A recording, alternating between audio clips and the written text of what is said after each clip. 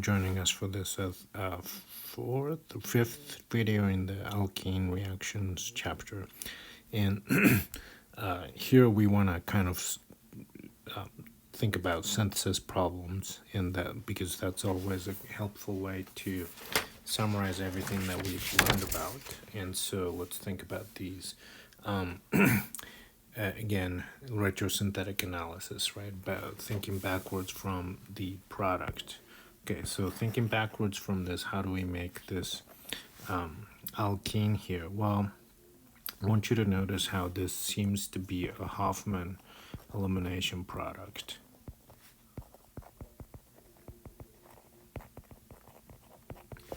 Why? Because this is very much a not very well substituted double bond. Right next to it, we could have had a much more better Zaitsev product here. So what could be the starting material for this? Well, this could be synthesized from something like that. If we use some very bulky base, like LDA, if you recall, looks like that. It's a very bulky base. Okay.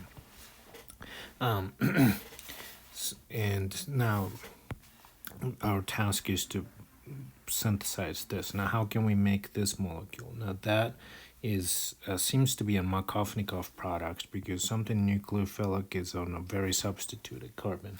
So maybe we'll make a note of that. This seems to be a Markovnikov product. What does that mean? Well, that means, right, like we should be able to make this from, actually, from the study material. If we treat it with HBr, the proton will add so that the carbocation forms on the more substituted carbon, which gets attacked by the bromide. Okay, so hopefully that's simple enough.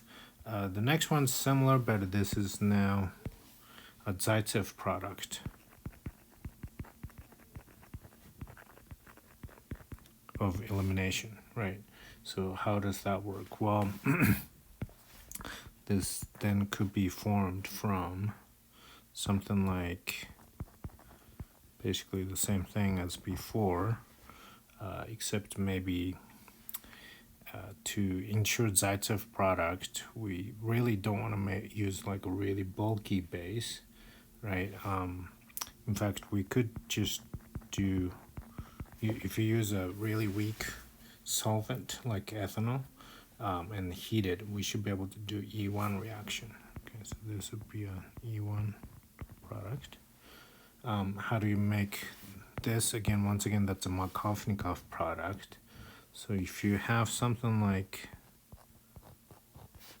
that, treated with HBr, we should be able to make this. Now, the problem is, how do you make this? First thing, we should be able to do E2 type of an elimination, but this is a bad leaving group, so we need to turn that into a better leaving group, such as bromide. We could do that with phosphorus tribromide, or we could also turn it into a tosylate, alcohol into a tosylate. Perhaps we'll do that here. Right, and then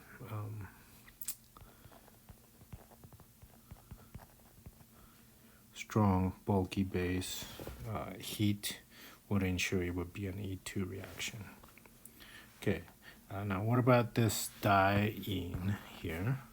How would you make that? Well, we could make this from double elimination, perhaps, if we have something like that. And if we do a bulky base and a heat so that the Hofmann elimination proceeds, right? So, and then we can make this by doing bromination in inert solvent. Okay, so that's that. Now this last one, D, let's think about that a little bit. How do we make this product here?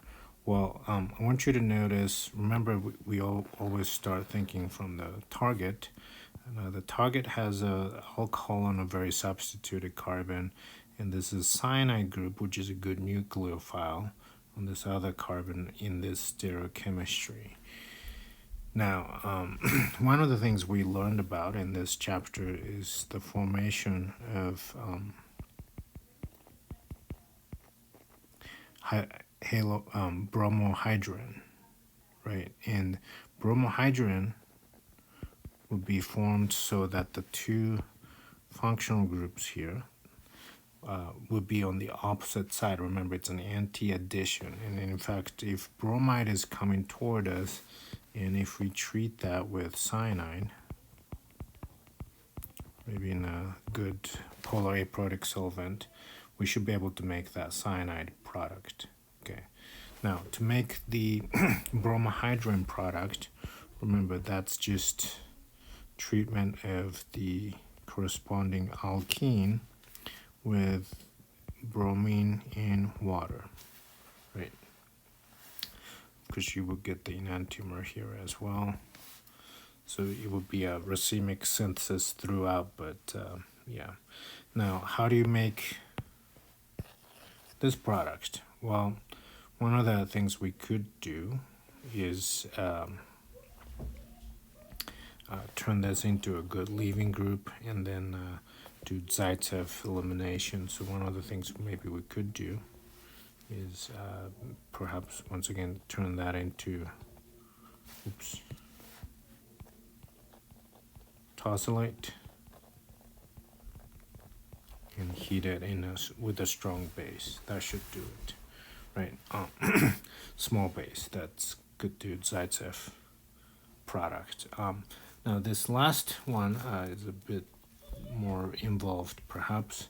Here's a bromide, and one of the ways we know how to make bromide is if we had something like this alcohol through SN2 reaction with phosphorus tribromide, we could make that bromide coming toward us. Now the problem is now to make this alcohol, and we notice it's like an anti-Markovnikov alcohol because this potential nucleophile is on less substituted carbon, not the more substituted carbon. And indeed, there's also a hydrogen on the same side. It's a syn addition of water. That's anti-Markovnikov. How do we do that? Well, we learned how to do that with hydroboration.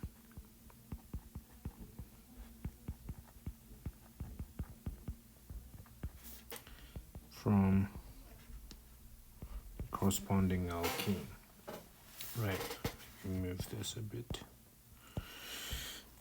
Alright, so now the problem is how do we make that alkene? Of course, this is Zaitsev product, so that's fairly simple. We could, again, do E1 type of a reaction. And this is a Markovnikov product, so we could just do HBr addition. Okay, so hopefully that makes sense with coming up with answers for these synthesis problems. The main thing I want you to get out of this is not the exact answers here. That's not really important. It's the thought process we use to get at these proposed syntheses.